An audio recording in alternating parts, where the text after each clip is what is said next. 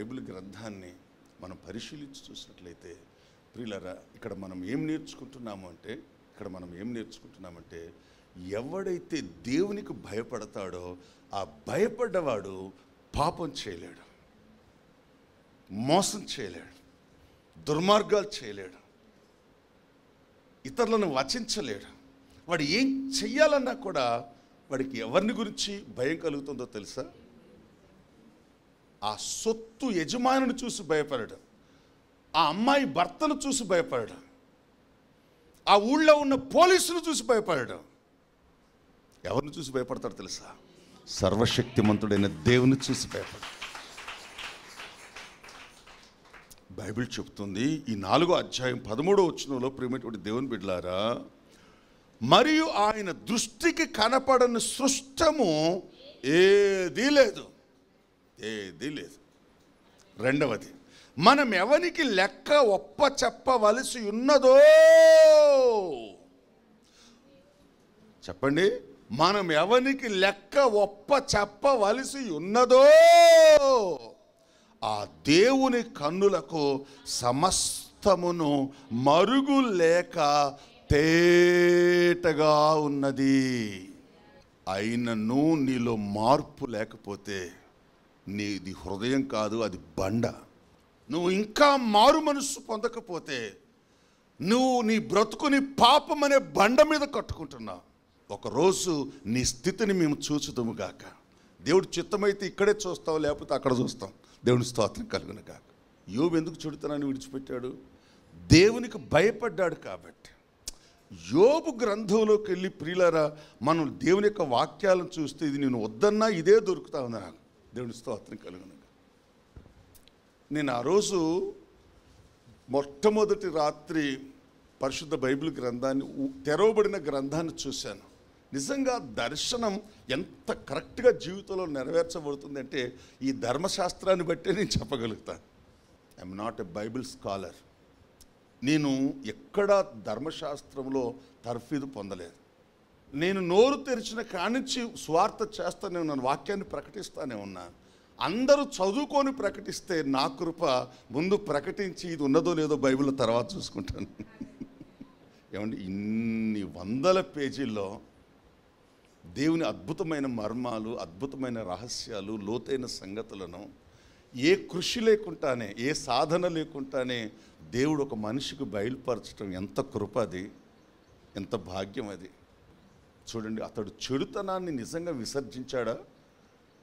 అతడు దేవునికి ఎంత భయపడ్డాడటంటే ప్రియులారా, 31వ వచనంలో యోబు అంటాడు, నేను నా కన్నులతో నిబంధన చేసుకుంటుని కన్యకను నేను ఎలాగూ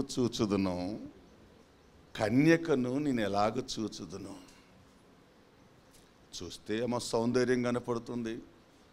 వాళ్ళు ఎర్రగా బుర్రగా బాగా తయారై వస్తారు. నన్నే చూడాలి, 100 మంది ఆడవాళ్ళల్లో నన్నే చూడాలన్నట్టుగా ఈ పోరగాళ్ళు వస్తారు. ఎట్లా చూడకుండా ఉండేది ఇది?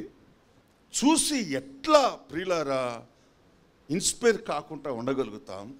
ఇప్పుడు దొంగతనం చేయొద్దంటే గట్టిగా చేతులు ముడుచుకుంటాం. దొంగతనం చేయొద్దు. ఎవరిని చంపొద్దురా అంటే అబ్బో ఇట్టి పరిస్థితులు సంపొద్దురా.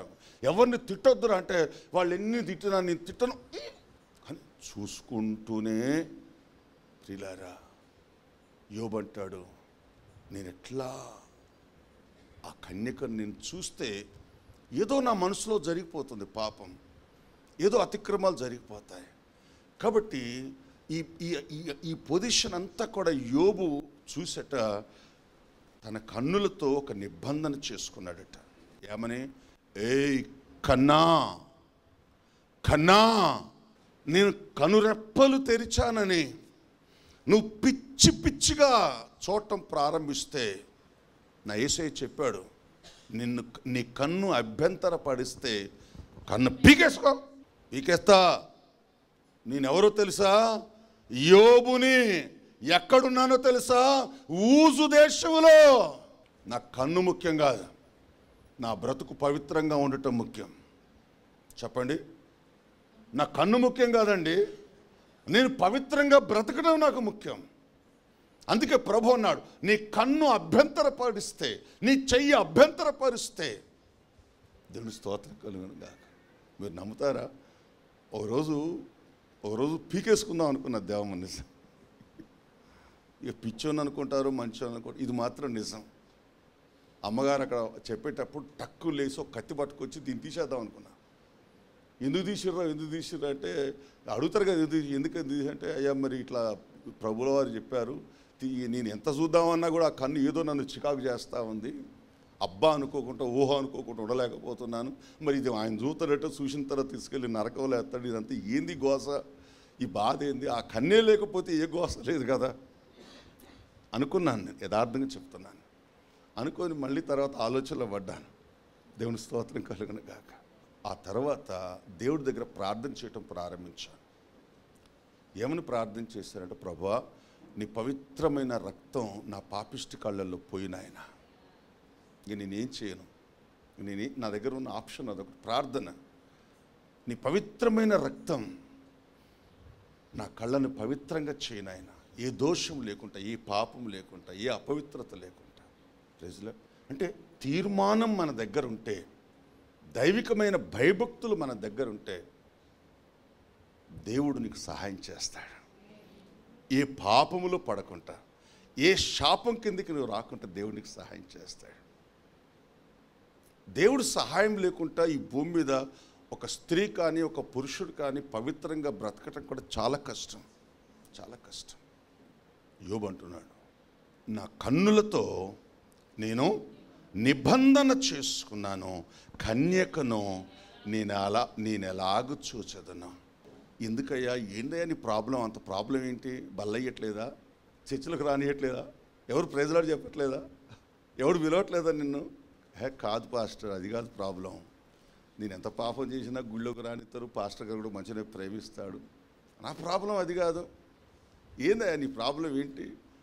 యోబు అంటాడు, అలాగు చేసిన ఎడల పరమనున్న దేవుని ఆజ్ఞ క్వశ్చన్, ఉన్నత స్థలములనున్న సర్వశక్తుని స్వాస్థ్యమేమగును. దేవునికి స్తోత్రం కలుగును గాక. హల్లెలూయా, హల్లెలూయా. 7వ వచనం, న్యాయమైన త్రాసులో ఆయన నన్ను తూచునుగాక. Praise lord. అప్పుడు నేను బరువుగా ఉంటానా, తేలిపోతానా? ఆలోచించాలి ప్రియులారా. అంతకంటే ఇంకా భయంకరమైనటువంటి ఒక మాట ఉంది ప్రియులారా. 9వ వచనం, మగోళ్ళు ఎవరైనా ఉంటే జాగ్రత్తగా వినాలి, ఇక్కడ కూర్చున్న వాళ్ళు కానీ యూట్యూబ్లో చూసేటోళ్ళు కానీ. నేను హృదయమున పరస్త్రీని మోహించిన ఎడల, నా పొరుగువాని ద్వారమున నేను పొంచి ఉన్న ఎడల, నా భార్య వేరొకరిని తిరుగలి విసురునుగాక. ఇతరులు అంటే ఏంటండి? నిబంధన అంటే అదే, దైవికమైన భయభక్తులు అంటే అదే.